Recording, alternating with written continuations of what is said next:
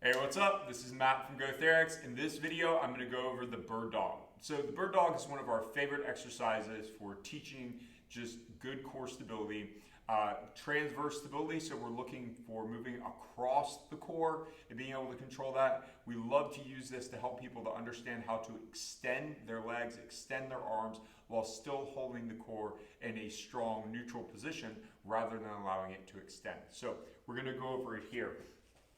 So bird dog, we're going to be on hands and knees, and the first thing we want to do is we want to make sure that our core is in a neutral spine. So if you're unsure where that is, you can do a little bit of a cat-cow and then just pull into the center.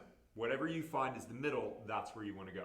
Then in this position now, we want to make sure, can we keep everything else the same and lift an arm? If we can do that easily, then we can try, can we lift a leg? If we can do that easily, we go to full bird dog, which would be an arm and a leg at the same time, and back down. That one's good.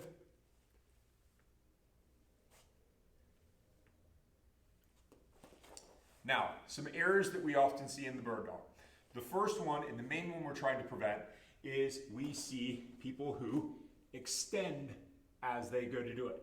They come up and they bend through the back. So that's the number one error we're trying to prevent. So we like to say, push towards the wall in front of you, your arm, and push towards the wall in back of you, your leg. So I'm going to push my palm towards this wall and my heel towards the opposite wall, adding tension there, holding that position while holding that core strong. So that's one. Number two that we see are people who will put their hands in front of their shoulders and then be way out here. And this actually makes it harder to do because your hands are not underneath your shoulders, which is the position we want to have in it. The last thing that we see that's very common is rotation. So with rotation, what will happen is that as let's do this side. As I do this, I'll lift this direction. So I'm rotating that hip over, and what's happening as well is my hips are shifting to that side.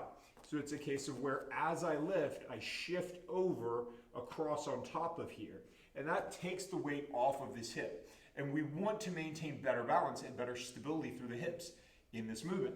So instead, what we want to do is if we notice that we've gone to here and we've rotated over, we want to lower that hip, correct it, hold it, and bring it back down. In order to make this an easier movement to teach through the hips, we repeat the same side for multiple repetitions and then switch to the other side instead of going back and forth. This is especially beneficial to our men who have different ratios between arm to shoulder and femur length, and so they end up wobbling back and forth at their hips when they go side to side, whereas a lot of our female clients do better with it. Because of those ratios being different, we still prefer that everyone repeats for reps this side, or does their reps with iso holds on one side, and then goes to the other for their reps. And that's bird dog. We use this a lot as a training mechanism and as an entryway to start looking at how do we hold that anterior core while extending our legs or arms. Thanks.